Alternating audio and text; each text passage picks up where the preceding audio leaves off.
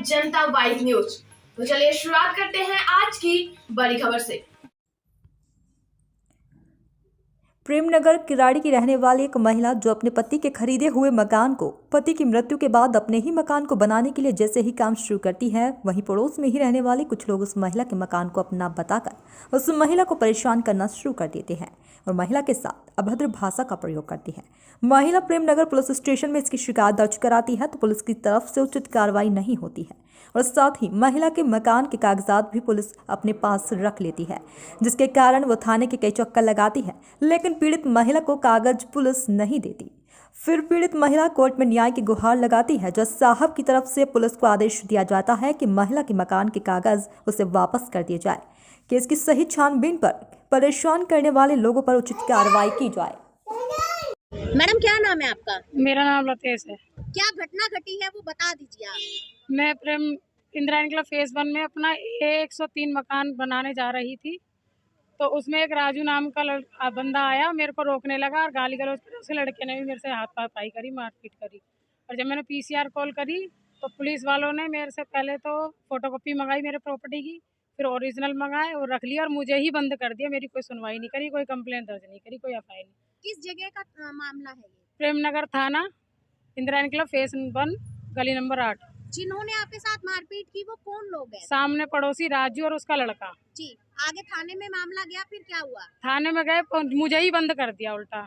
उसमें आई और संदीप ने मुझे बहुत ज़्यादा डराया, धमकाया, कह रहे तुझे फिट करा दूंगा, तू कहाँ की दादा आई है, बंद हो जा। मेरे को बंद कर दिया।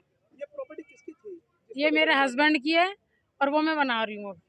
मेरे हस्बैंड की डेथ हो चुकी है, मेरे छोटे छोटे 4 बच्चे। तो आपके पड़ोसियों को क्या दिक्कत थी कि वो आपको वो परेशान कर कब्जा रहे हैं? करवा रहा है, वो रामपाल ब्रजवासी, उसमें संतलाल और एक टेलर विकास टेलर, ये सारे मिले हुए हैं। काफ़ी जने मिले हुए हैं, सामने आ नहीं रहे हैं। बहुत जने हैं जो उस पर कब्जा करना चाहते हैं मेरी प्रॉपर्टी तो पे। आपने अपनी शिकायत एसएचओ साहब को बताई? एसएचओ साहब के पास मैं पेश करी, एसएचओ साहब ने भी पेपर रख लिए, मुझे नहीं दिया और आज कोर्ट में बुलाया तो कह रहे दे दिए और मुझे नहीं दिए। फिर वो कह रहे हैं आइयो संदीप चौहान पे है। संदीप चौहान कह रहा है मेरा कोई मर गया, मैं वहाँ हूँ। अब कह रहा है मैं छुट्टी पे हूँ, आके बात करूँगा। कौन से पेपर?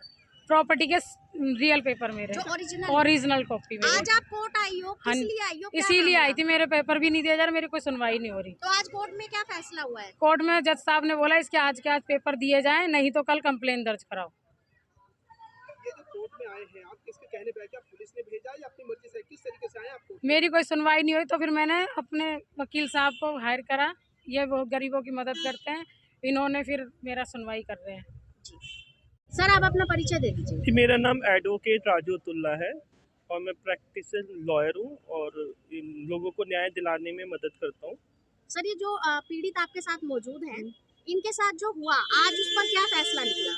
जी देखिए, सबसे पहले मैं आपको घटना सिलसिलेवार तरीके से बताना चाहूँगा। 3 मार्च 2024 को ये अपने इनके पास एक प्लॉट है जिसमें ये रिपेयर का वर्क या बनाने का कार्य कर रहे थे। तो कुछ लोग आते हैं, वो बोलते हैं कि मेरा प्लॉट है, तो ये विक्टिम खुद पीसीआर कॉल करती है। इनको 12 बजे प्रेमनगर थाने में बुलाया जाता है। वहाँ पे 12 से लेकर 6 बजे तक अनलीगल तरीके से इनको हिरासत में पुलिस द्वारा लिया जाता है। वहाँ एक कोई आईओ है जिनका नाम विक्टिम ने खुद मेंशन कर दिया। उन आईओ ने इनसे ओरिजिनल पेपर बिना एफआईआर के ले लिए, यह कहते हुए कि भाई ये प्रॉपर्टी डिस्प्यूट है, इसमें डिस्प्यूट है और सेकंड पार्टी से कोई पेपर भी नहीं लिए।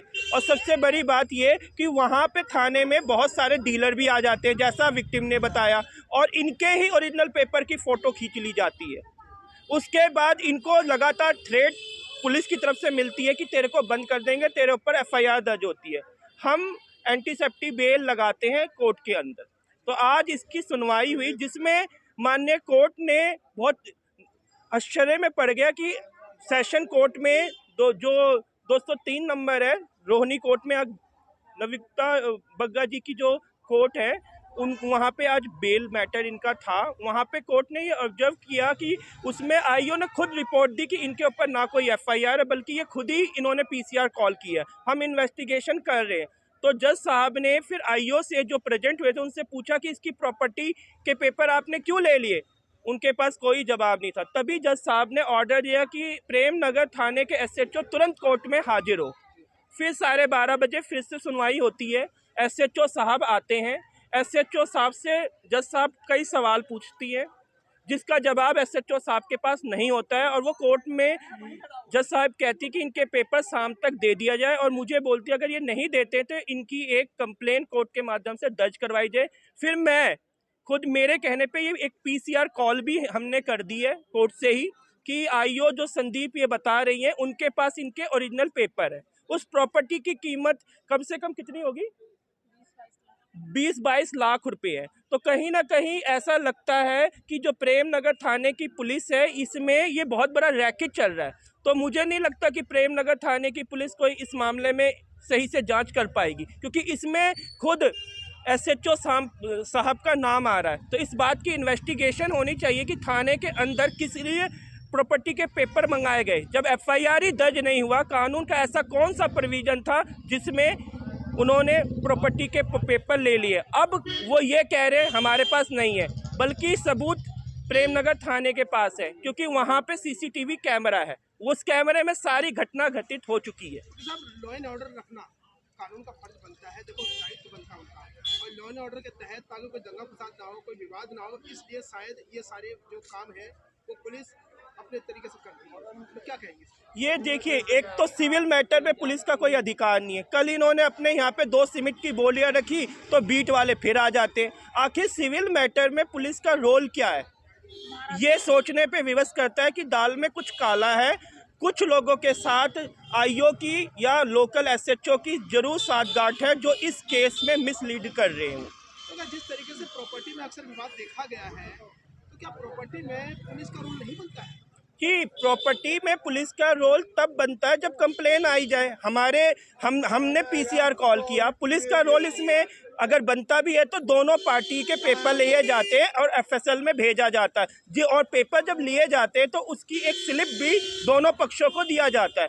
लेकिन पुलिस क्या करती है कि किसी एक का ले लेती है और दूसरी पार्टी को वो पेपर दे देती है, या उसकी चैन पूरा बता देती है, और कई फिर वो सिविल मैटर कोर्ट में चला जाता है और कई वर्षों तक वो कोर्ट में रहता है और पीड़ित पक्ष को कोई न्याय नहीं मिल पाता। ये हमारी किरारी विधानसभा में बहुत सारा हो रहा है, एक केस नहीं है ये। महिला को आप कोर्ट में लेके आए जिसका आप केस लड़ रहे हैं, क्या उसको न्याय मिल पाएगा? अभी ये जो जिस हिसाब से देखिए, ये न्याय का मंदिर है। एक हर आम आदमी को ये आश होती है कि हमारी अगर कहीं नहीं सुनवाई होगी तो कोर्ट तो हमारी सुनवाई करेगा। इसी उम्मीद के साथ श्रीमती लतेश जी आज कोर्ट में आई, और जज साहिबा ने भी एसएचओ से बहुत सारे सवाल पूछे हैं।